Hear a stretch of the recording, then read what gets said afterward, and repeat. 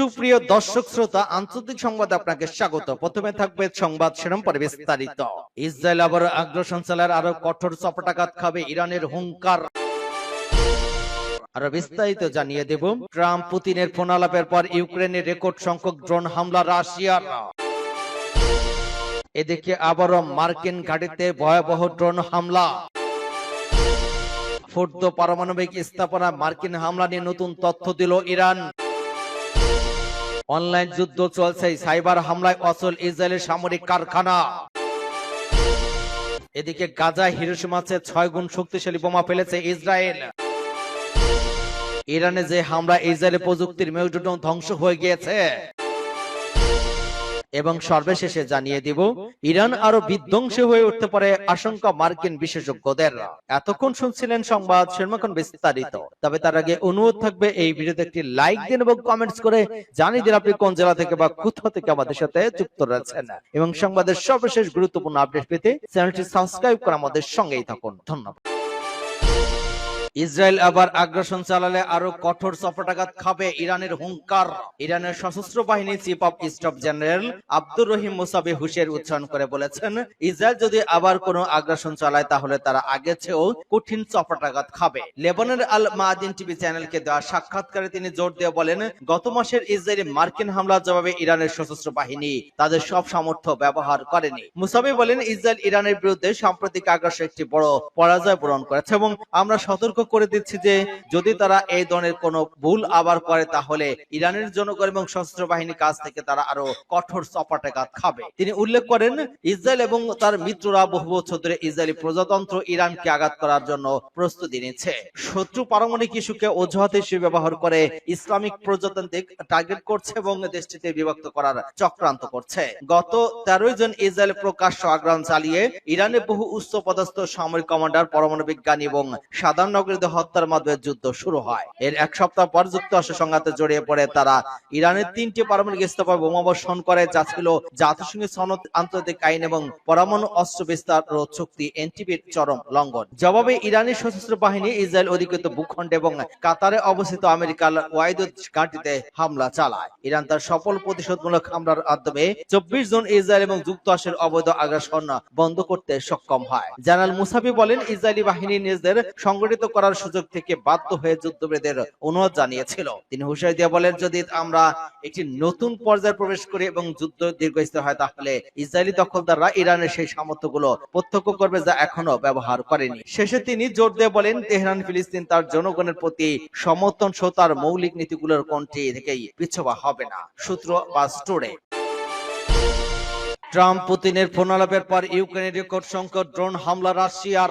ইউক্রেনে শুক্রবার পরে রেকর্ড সংখ্যক ড্রোন হামলা চালিয়েছে রাশিয়া। ওই হামলার কয়েক ঘন্টা আগেই মার্কিন প্রেসিডেন্ট ডোনাল্ড ট্রাম্প বলেছিলেন, রুশ প্রেসিডেন্ট ভ্লাদিমির পুতিনের সাথে ফোন আলাপে ইউক্রেনের যুদ্ধবিরতির বিষয়ে কোনো অগ্রগতি হয়নি। কিয়েভ শহরের প্রশাসন এবং সামরিক কর্তৃপক্ষের মতে 13 ঘন্টা ধরে চলা ওই হামলায় কমপক্ষে 23 জন আহত হয়েছেন। দেশটির বিমান বাহিনীর তথ্য অনুযায়ী ইউক্রেনের 539টি রাশিয়ান ড্রোনের মধ্যে 476টি ধ্বংস করেছে। রাশিয়া 11টি ক্রুজ এবং 42টি ক্ষেপণাস্ত্র ছুড়েছে বলে জানা গিয়েছে।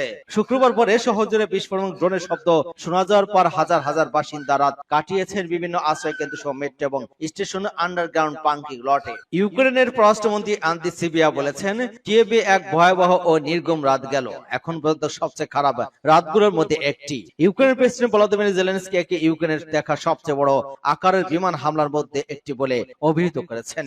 রাশিয়ান চালানো ক্ষেপণাস্ত্র এবং ড্রোন হামলায় ইউক্রেনের বিভিন্ন শহরে ভবন এবং স্থাপনা আগুন ছড়িয়ে পড়ে। ইউক্রেনের স্টেট ইমার্জেন্সি সার্ভিস জানিয়েছে, হামলায় বহুতল বিশিষ্ট কিছু ভবনের অংশবিশেষে ধ্বংস হয়ে গিয়েছে। কিয়েভের রেলপথে একটি অংশ ধ্বংস হয় এবং আহতদের ডাকে সাড়া দিতে যাওয়া 5টি অ্যাম্বুলেন্স ক্ষতিগ্রস্ত হয়। এর আগে শুক্রবার হামলার ঠিক 5 দিন আগে রাশিয়া এক রাতে ইউক্রেনের 537টি ড্রোন এবং ক্ষেপণাস্ত্র ছুড়ে যা ছিল আরেকটি রেকর্ড।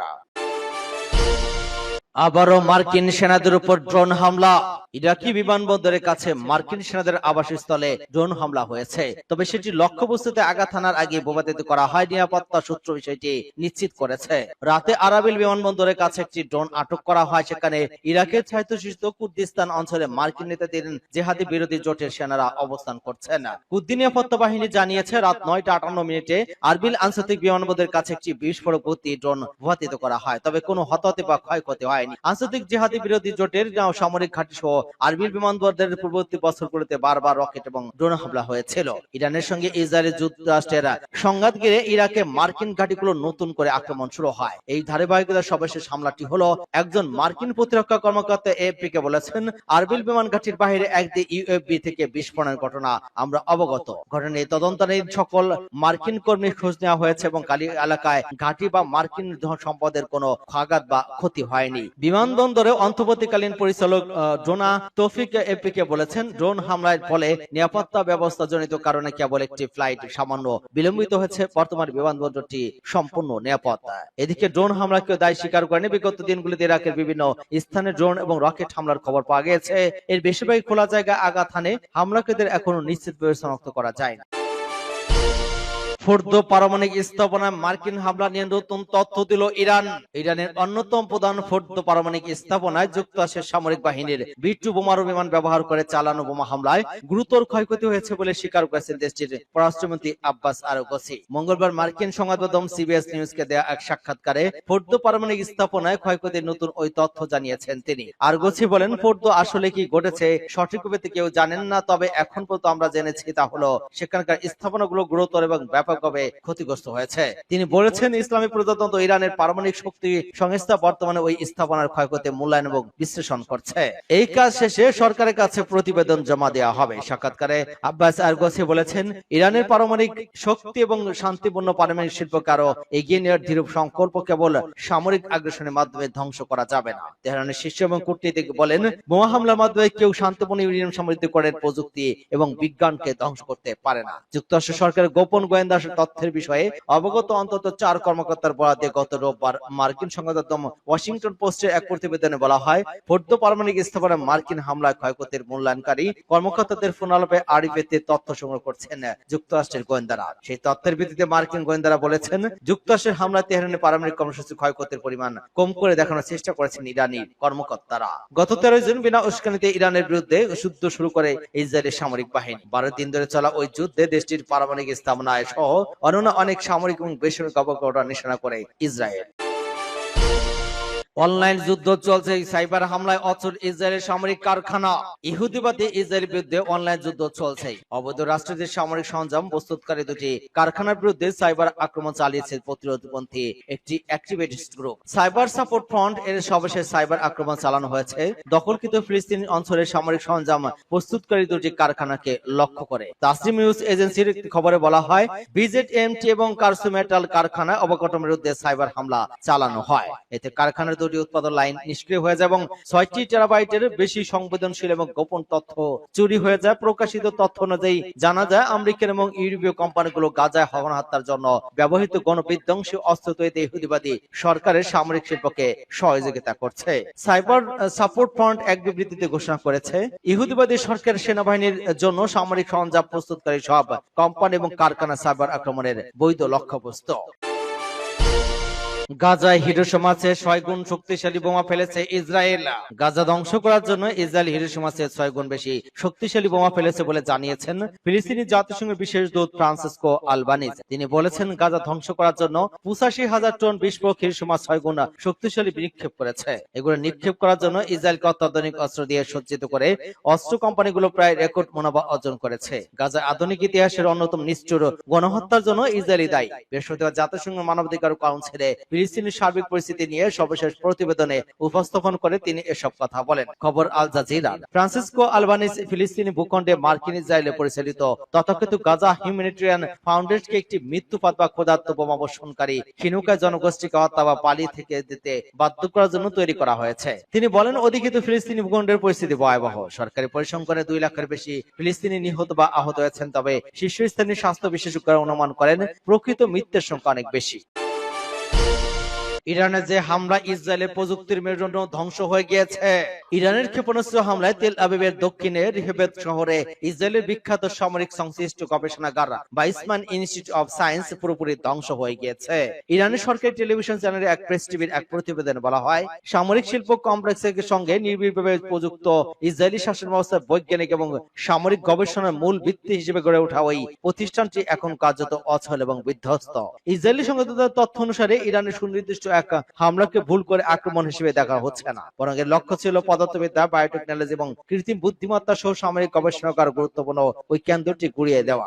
ইসরায়েলি টেলিভিশন চ্যানেল 13 কে দেওয়া সাক্ষাৎকারে ভাইসম্যান ইনস্টিটিউট অব সায়েন্সের প্রেসিডেন্ট অ্যালন চেন স্বীকার করেছেন যে ইরানের ব্যালিস্টিক ক্ষেপণাস্ত্র প্রকাণ্ড কমপ্লেক্সের গুরুত্বপূর্ণ ভবনগুলো অত্যন্ত সূক্ষ্মভাবে আঘাত করা ওর ব্যাপক এবং অপূরণীয় ক্ষতি হয়েছে। তিনি বলেন, ব্যাপক ধ্বংসযোগ্য হয়েছে। আমাদের প্রাথমিক মূল্যায়ন $300 বিলিয়ন থেকে $250 পর্যন্ত ক্ষতির ইঙ্গিত দেয়। ক্ষয়ক্ষতি প্রকাশে বিধিনিষেধ আরোপের বিষয়টি স্বীকার করে তিনি আরো বলেন, ইরান যাতে ওই স্থাপনায় আবার আঘাত না করতে পারে সেজন্য ওই সিদ্ধান্ত নেওয়া হয়েছে। চ্যানেল 13 বলেছে, পরিস্থিতি এমন যে ইসরায়েলি বসতি স্থাপনকারী ইরানের সুনির্দিষ্ট হামলা ব্যাপ্তি এই অনেক জায়গায় ক্ষয়ক্ষতির সম্পর্কে এখনো অবগত নন। বিধিনিষেধ সত্য যেসব ছবি এবং ভিডিও ফুটেজ উড়ে ছড়িয়েছে তাতে ইরানের ক্ষেপণাস্ত্র হামলা ইসরায়েলে ভয়াবহ ক্ষয়ক্ষতির চিত্র ফুটে উঠেছে।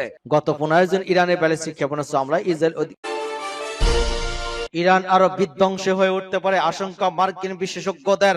আন্তর্জাতিক পরমাণু শক্তি সংস্থা আইএর সঙ্গে সম্পর্ক স্থগিতের পর ইরান আরো বিধ্বংসী হয়ে উঠতে পারে বলে আশঙ্কা প্রকাশ করেছেন মার্কিন বিশেষজ্ঞরা। মার্কিন গণমাধ্যম এবিসি নিউজকে দেওয়া বক্তব্যে তারা জানান, তেহরান গোপনে পারমাণবিক অস্ত্র তৈরির পথে হাঁটতে পারে। গত মাসে যুক্তরাষ্ট্র এবং ইসরায়েলের যৌথ বিমান হামলায় ইরানের ফর্দ, ইস্পাহান এবং নাতানজে অবস্থিত গুরুত্বপূর্ণ পরমাণু স্থাপনায় ব্যাপক ক্ষয়ক্ষতি হয়েছে বলে দাবি করেন মার্কিন প্রেসিডেন্ট ডোনাল্ড ট্রাম্প। হামলার পর থেকে মধ্যপ্রাচ্যে উত্তেজনা চরম পর্যায়ে পৌঁছে। ওই প্রেক্ষাপটে ইরানি পার্লামেন্ট এবং গার্ডিয়ান কাউন্সিলের অনুমোদনের পর গতকাল বুধবার প্রেসিডেন্ট মাসুদ পেজেশকিয়ান আইএস এর সঙ্গে সম্পর্ক স্থগিতের আইনে স্বাক্ষর করেন। ফলে জাতিসংঘের পর্যবেক্ষক আর ইরানের পারমাণবিক বন্দুকগুলো প্রবেশ করতে পারবেন না।